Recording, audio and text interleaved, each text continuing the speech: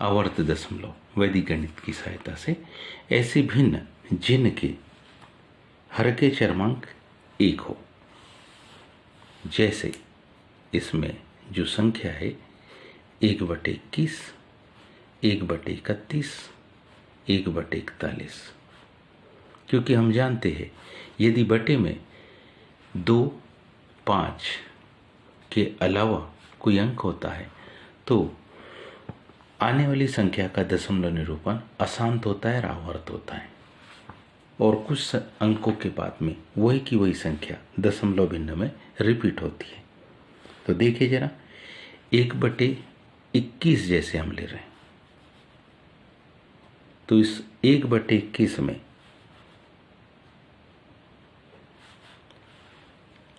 इसको हल करने के लिए 1/21 में क्या जो उत्तर होगा उस उत्तर की हम इकाई क्या लेंगे, 1 लेंगे, क्योंकि इसका अंश कितना है, 1 है। और साथ ही साथ इसका परावर्त करते तो सबसे पहले सूत्र यहां लगेगा 1 न्यूनैन पूर्वैन।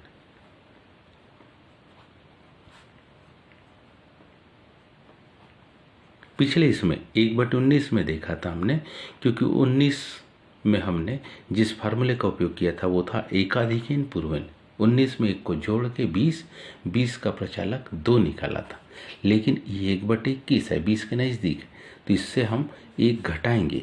1 को क्या करते इससे घटाते हैं, तो जब हम 21 में से 1 को घटाएंगे तो मान क्या मिलेगा, 20। प्रचालक निश्चित है, पिछले प्रश्न 1/19 की भांति प्रचालक तो यहाँ पर 2 है, लेकिन हम इसका क्या करेंगे, परावर्त करेंगे, क्योंकि वहाँ जोड़ने पर 20 आया था, यहाँ घटाने पर 20 आया, तो इसलिए यहाँ जो परावर्त होगा वो निगेटिव होगा। 1/21 को जब हल करेंगे तो उसमें परावर्त -2 से हल करेंगे हम, क्योंकि उत्तर की इकाई हमने 1 ली है। तो अब इस 1 में परावर्त -2 का हम गुणा करें तो हमारे पास जो मान उत्तर की इकाई आपको यहाँ 1 मिली है, और इस इकाई 1 का क्या करेंगे हम, परावर्त। इस इकाई 1 का जब हम परावर्त करेंगे तो ये मिलेगा आपको क्या, ऋण 1।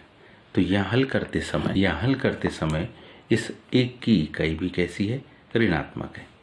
-2 का जब हम ऋण 1 से गुणा करते तो मान क्या मिलेगा, 2 एकम 2 धन 2, कारण ये भी ऋण है, ये भी ऋण है।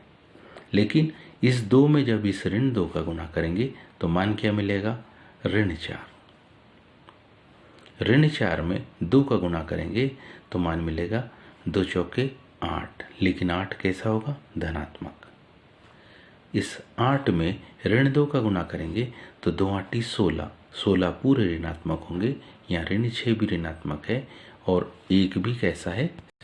अब ऋण 2 का ऋण 6 में गुणा करते, क्योंकि दोनों ऋण है तो ऋण गुणित ऋण धन 12 होंगे, लेकिन ये तो ऋण है, तो धन 12 में से 1 को हम घटाएंगे तो मान क्या मिलेगा, धन 11 के 1। अब इसी प्रकार से ऋण 2 का जब हम 1 में गुणा करेंगे तो मान आएगा ऋण 2 धन 1, तो यह आ गया ऋण 1। पुनः ऋण 2 में ऋण 1 का गुणा करेंगे तो ये मान आ गया धन 2। इस 2 में ऋण 2 का जब हम गुणा करेंगे तो मान आ गया कितना, ऋण 4। ऋण 4 में जब ऋण 2 का गुणा किया तो मान कितना आ गया, धन 8। ऋण 2 का किस में गुणा किया, 8 में, तो मान आया ऋण 16।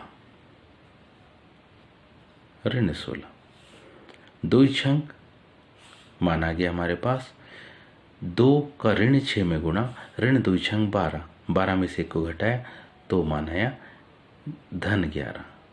ध्यान से देखिए 1 6 8 4 2 ऋण 1, यही की यही संख्या 1 6 8 4 2 ऋण 1, यही की यही संख्या रिपीट हो रही। इसका मतलब है रिपीटेशन प्रारंभ हो गया। जहाँ से रिपीटेशन होता है वहाँ से हम इस संख्या को क्या करें, हटा देंगे। तो अब आपके पास जो मान होगा कहाँ से है, ये मान आपके पास है 1/21 का हल करने पर आपको क्या मिलेगा, 0.1 ऋण 6 8 ऋण 4 2 ऋण 1। जहाँ जहाँ पर ऋणात्मक अंक है अगर हम उसको हटाते हुए उसको हल करेंगे तो कुछ इस प्रकार से हल आएगा। 0.1 6 को हमने हटा दिया, 8 4 को हटा के वहाँ 0 लिखा, ये 2 0। अब ऋण जहाँ जहाँ पर थे उनको लिखते हुए उसका हल देखिए, ये ऋण 1 था, ये 0, फिर उसके बाद ये ऋण 4 था, उसके बाद ये 0, फिर ये ऋण 6 था। तो 1/21 का अगर अपन हल देखेंगे तो वो क्या आएगा, ध्यान से देखिए।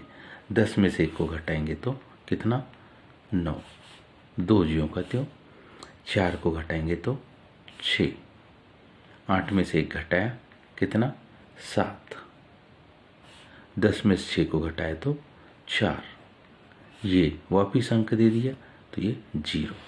तो ये 1/21 का क्या हो गया, आवर्त दशमलव। अब यदि कोई अंक मान लो कुछ इस प्रकार से बन गया 1/13, अब इसका चरमांक ना ही तो 9 है और ना ही 1 है, तो इसके लिए इसके चरमांक को 9 बनाने के लिए हम क्या करते, 1/13 में 3/3 का हम गुणा कर देते, तो यही संख्या क्या बन गई, 3/39। अब अगर देखें ध्यान से तो हमारे पास में यहाँ उत्तर का प्रारंभिक अंक जो होगा, है ना, उत्तर का की जो इकाई होगी वो 3 होगी। यहाँ पर उत्तर की जो इकाई होगी वो क्या है, 3 है। अब यहाँ पर 39 हम इसका कौन से फार्मूले से, एकाधिकेन पूर्वेन सूत्र से, एकाधिकेन पूर्वेन सूत्र द्वारा इसका प्रचालक ज्ञात करेंगे। तो 39 में 1 जोड़ा तो कितना आ गया, 40। मतलब हमारे पास जो प्रचालक आया वो कितना आ गया, वो आ गया 4। उत्तर की इकाई 3 है, तो देखिए 3/39 का हल देख रहे हैं पहले हम, तो संख्या लिखी हमने 3, इस 3 में प्रचालक 4 का गुणा करेंगे तो 4 × 12 के 2 हासिल के 1, यही आएगा। 4 दूनी 8 और 1 9, 4 का गुणा 9 से किया, 4 9 36, 4 छंग 24 और 3 27, 4 7 28 और 2 30, 4 0 0 और 3 3, 4 3 12 के 2 हासिल के 1, 4 दूनी 8 और 1 9, 4 9 36 के 6 हासिल के 3, 4 छंग 24 और 3 27, 4 7 28 और 2 30। अब ध्यान से अगर देखते हैं तो 0 7 6 9 2 3, पुनः यहाँ पर वही संख्या है 0 7 6 9 2 3। इसका मतलब यही संख्या लगातार क्या होगी, रिपीट होती जाएगी। तो हम इसको क्या लिख सकते हैं, हम किसका मान, या तो 1/13 लिखे, उसका भी अर्थ वही है जो कि 3/39 का है। ये तो हमने अपनी सुविधा के लिए चरमांक 9 बनाने के लिए किया था, तो हम इसको क्या लिख सकते हैं, 0 क्या 0 7 6 9 2 3 बार, यानी यही संख्या बार बार क्या हो जाएगी, रिपीट होने लग जाएगी। उम्मीद है ये समझ में आया होगा। अगला उदाहरण लिया हमने 1/7 का। ध्यान से देखें तो 1/7 में ना तो चरमांक 1 है और ना ही 9 है, तो इसलिए 1/7 के अंश और हर में हम 7/7 का क्या करेंगे, गुणा। तो मान क्या आ गया, 49। अंश तो आ गया 7, लेकिन बटे में क्या आ जाएगा, 49। इसका मतलब है यहाँ जो उत्तर की इकाई होगी वो 7 होगी, यहाँ पर उत्तर की जो इकाई होगी वो कितनी होगी, 7 होगी। ऐसी कंडीशन में कौन से हमारे पास जो फार्मूला है, एकाधिकेन पूर्वेन सूत्र, एकाधिकेन पूर्वेन सूत्र से जो फार्मूला हमारे पास है, 49 में 1 को जोड़ा तो मान आया 50। इसके आधार पर हमारा प्रचालक का निर्धारण हुआ कि यहाँ पर प्रचालक क्या बना, 5। तो ध्यान से देखिए, हमारे पास है 7/49 ये संख्या बराबरी से। अब क्योंकि उत्तर का इकाई का अंक क्या है, 7/49, उत्तर की इकाई का अंक क्या है, 7। 5 का गुना करेंगे इस प्रचालक का, 5 7 35 के 5 हासिल के 3। 5 का गुना करेंगे, 5 25 और 3 28, 5 40 और 2 42, 5 दूनी 10 और 4 14। अगला 5 के 20 और 1 21, 21 के 1 हासिल के 2, 5 एकम 5 और 2 7। ध्यान दो 7 यहाँ भी है, मतलब यहाँ से रिपीटेशन क्या हो गया, प्रारंभ हो गया, तो हम यहाँ दशम लगा लेंगे। कहने का मतलब है कि 7/49 या 1/7 का जो हल है, दोनों का अर्थ ही है, बराबरी से 0.142857। अभी हमने 1/7 का हल 7/49 से किया, लेकिन इस 1/7 का हल हम 3/3 में गुणा करके 3/21 की सहायता से भी कर सकते थे। अब यहाँ पर जब हम 3/21 की सहायता से इसका हल करेंगे, तो इसको हल करने के लिए, इसको क्या हल करने के लिए जो उत्तर की इकाई होगी, इसको हल करने के लिए उत्तर की हमारे पास जो इकाई होगी उसको हम 1 लेंगे और हल करते समय उत्तर की इकाइयाँ 3 होगी, उत्तर की इकाइयाँ क्या होगी, 3 होगी लेंगे, तथा हल करते समय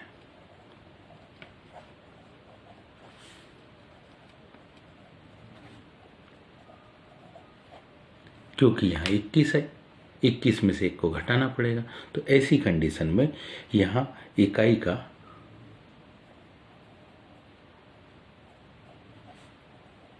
परावर्त कर लेते हैं। इकाई का क्या परावर्त कर लेंगे, अतः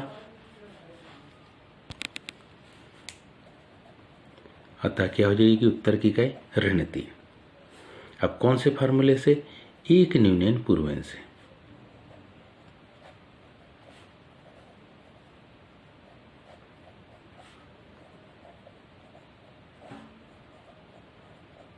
एक न्यूनन पूर्वेंश द्वारा क्या लिखेंगे, जब हम 21 में से 1 को क्या करेंगे, घटाएंगे, तो मान क्या आएगा, 20।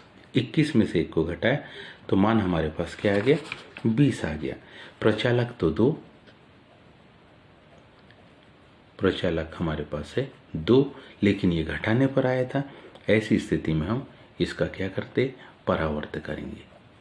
तो परावर्त कितना आ जाएगा, ऋण 2। परावर्त कितना आ गया, ऋण 2। अब देखिए, इस परावर्त ऋण 2 की सहायता से हम इसका मान कैसे निकालें, 1/7 बराबरी से 3/21 बराबरी से, क्योंकि उत्तर की इकाई तो 3 थी, लेकिन हल करते समय परावर्त हम क्या कर लेते, इसका ऋण 3 कर लेते। अब इस ऋण 3 में ऋण 2 का जब गुणा करेंगे तो ऋण ऋण धन हो जाएगा। 6 में ऋण 2 का गुणा करेंगे तो ऋण 12 आएगा, 1 भी ऋणात्मक। अब क्या, ऋण 2 में ऋण 2 का गुणा करेंगे तो धन 4 आएगा, और धन 4 में से 1 को घटाने पर धन 3 आएगा। 2 का ऋण 2 का धन 3 में गुणा करेंगे तो मान ऋण 6 आएगा।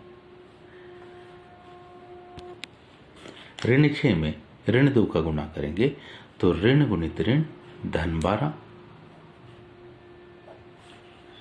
2 का इस ऋण 2 में गुणा करेंगे, 2 का इस ऋण 2 में गुणा करेंगे तो ये ऋण है और ये धन है, तो धन ऋण ऋण हो जाएगा। ऋण 4 धन 1 ऋण 3, ऋण 3 यहाँ पर है, इसका मतलब यहाँ से रिपीटेशन क्या हो गया, प्रारंभ हो गया। तो हम इसको क्या लिखेंगे, इसको हम लिखेंगे 0.2 ऋण 6 3 ऋण 2 6 ऋण 3। इस ऋणात्मक अंकों को क्या करते हुए, घटाते हुए लिखेंगे।